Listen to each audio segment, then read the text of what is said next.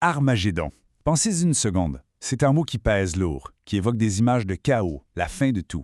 Mais en 2026, ce vieux mot résonne d'une façon étrangement familière, presque actuelle. Alors, est-ce que ce concept millénaire peut nous aider à comprendre ce qu'on vit aujourd'hui? C'est ce qu'on va explorer ensemble.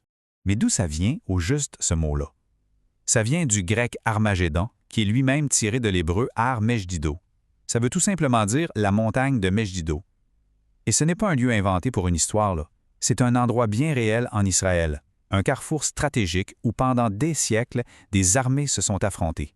Un vrai point de rassemblement pour la guerre. D'accord, donc c'est un lieu historique, mais la vraie question, c'est qu'est-ce que ce vieux symbole de conflit final veut dire pour nous aujourd'hui au milieu de toutes les crises qui s'empilent les unes sur les autres? C'est vraiment là-dessus qu'on va se pencher. Pour y voir plus clair, on va y aller en 5 temps. D'abord, on retourne à la source, au mythe. Ensuite, on va regarder son équivalent moderne et scientifique, la fameuse horloge de la fin du monde. Après ça, on analysera le jeu des puissances mondiales, puis les fléaux bien d'aujourd'hui. Et on terminera en voyant comment tout ça est profondément lié. Alors, premier point, comment est-ce que le mot Armageddon est passé d'une prophétie très spécifique parlant d'une bataille finale à un endroit précis à une sorte de mot-clé universel pour décrire n'importe quelle catastrophe planétaire? Et c'est là que ça devient fascinant. On a comme deux horloges qui tournent en parallèle. D'un côté, une prophétie avec sa liste de signes avant-coureurs, et de l'autre, des avertissements scientifiques basés sur des données, des faits. Deux manières de calculer, deux langages différents, mais qui semblent tous les deux pointer vers le même compte à rebours. Parlons justement de cette horloge scientifique. C'est l'horloge de la fin du monde, la célèbre Doomsday Clock. Et en 2026, l'heure est grave. L'horloge est à 85 secondes de minuit. 85! Pour mettre ça en perspective, c'est le plus près de la catastrophe qu'on ait jamais été depuis sa création en 1947. Même au plus fort de la guerre froide, avec la menace nucléaire constante, on n'était pas jugé aussi proche du point de rupture.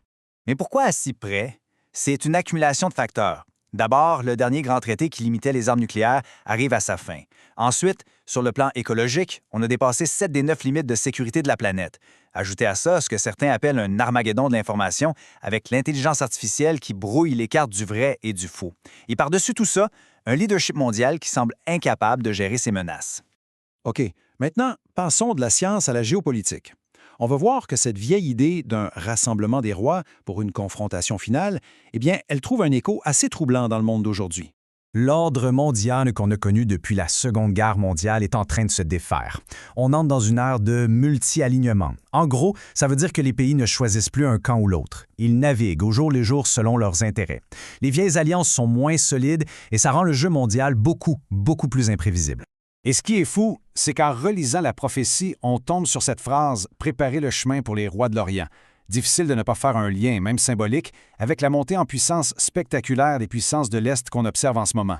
Et ce n'est pas juste une impression. Les chiffres parlent d'eux-mêmes et confirment ce basculement. Si on regarde la croissance économique prévue, le bloc des BRICS, qui représente près de la moitié de la population mondiale, avance beaucoup plus vite que le G7.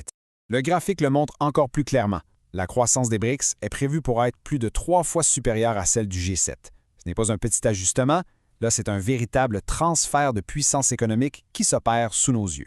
Abordons maintenant les crises concrètes, celles qui nous touchent directement. On peut les voir un peu comme des versions modernes des anciens fléaux.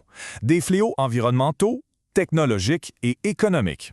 Côté environnement, le bilan est lourd. 7 des 9 seuils vitaux pour l'équilibre de la planète sont dépassés. On a des phénomènes critiques comme la fonte du glacier Thwaites, qu'on surnomme le glacier de l'Apocalypse, et puis ce détail qui donne froid dans le dos, le fleuve Euphrate, mentionné dans la prophétie, est aujourd'hui au cœur de tensions géopolitiques parce qu'il s'assèche et que son contrôle est devenu une arme. Ensuite, la technologie. On est en plein Armageddon de l'information. Avec l'intelligence artificielle, les deepfakes, il devient de plus en plus difficile de savoir ce qui est vrai. Les systèmes d'identité numérique, présentés comme un progrès, pourraient aussi devenir des outils de surveillance. Et le plus inquiétant, c'est que des IA sont maintenant capables de mener des cyberattaques de A à Z sans aucun pilote humain. Et enfin, le fléau économique. Tout le monde le sent passer à l'épicerie. Les prix ont grimpé de 20 à 25 % en quelques années à peine. L'inflation s'installe. Et pendant ce temps, les banques centrales du monde entier font des réserves d'or comme jamais auparavant. C'est un signe clair qu'elles se préparent à une forte instabilité. Alors, voilà le point crucial de toute cette histoire. Ces crises, elles ne sont pas séparées les unes des autres. Elles sont toutes connectées.